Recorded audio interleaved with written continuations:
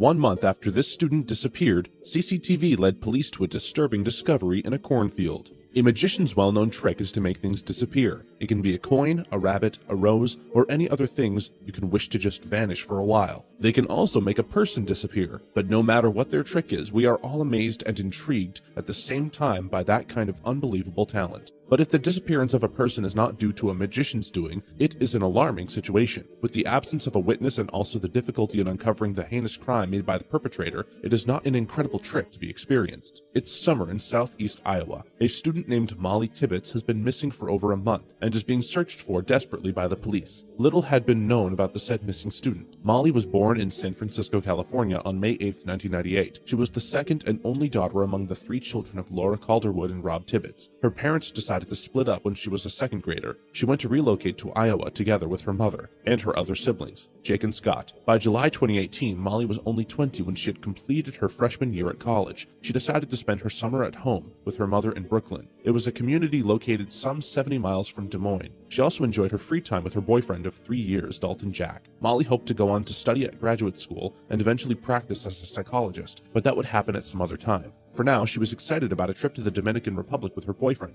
Dalton, and his brother. Dalton's brother, Blake, was getting married on the Caribbean island, and he joked to Dalton that it would be a perfect spot for a proposal. On the evening of July 19th, Dalton was on a job with his family company that is close to Dubuque, Iowa. It was 130 miles northeast of Brooklyn. Blake, on the other hand, was a similar distance away and was visiting his bride-to-be. With the 2 men being occupied elsewhere, Molly was staying at their home to take care of their dog. She left the Jack's home to go for an evening run. She was spotted enjoying a jog through the town at around 7:30 p.m., dressed in a pink top and darker-hued shorts. The next day, Molly didn't report for her shift at a daycare center. Her family then grew concerned. On July 19th, Molly was officially reported as missing. A full-scale investigation was made. Despite the police departments in several states were dedicated by the case, they came up empty-handed. However, some strange details about her disappearance began to emerge after some time. According to her boyfriend Dalton, he had taken delivery of a Snapchat message for Molly after she had been jogging through Brooklyn. The photo had appeared to show Molly indoors. Adding to that, a neighbor affirmed that he had been questioned by investigators after data from Molly's activity tracker revealed that she had passed by his house on the evening that she had disappeared. The neighbor also said without proof that investigators had told him Molly had accessed her computer after the last confirmed sighting of the student.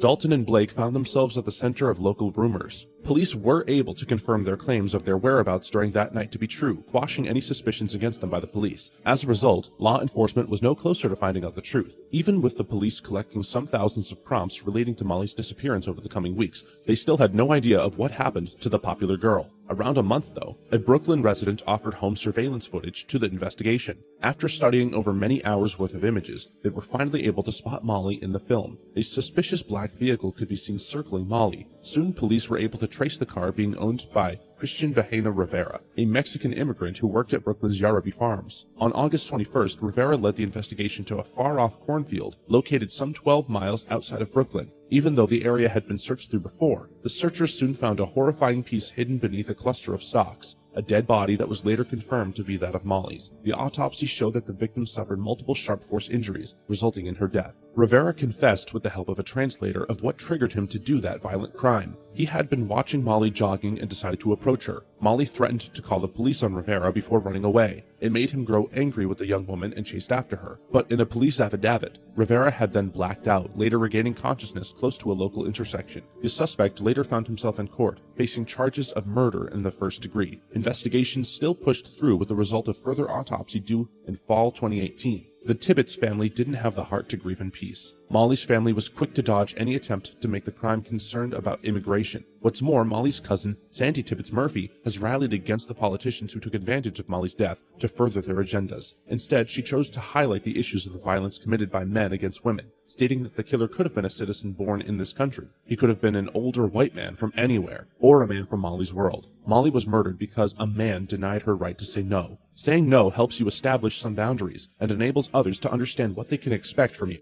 Crossing a person's privacy is not a good thing to do. You are not just insinuating a probable cause of trauma, but you are also disrespecting that person's preference. If you got rejected, accept it. Not all people will appreciate you or look at you the way that you want them to see you.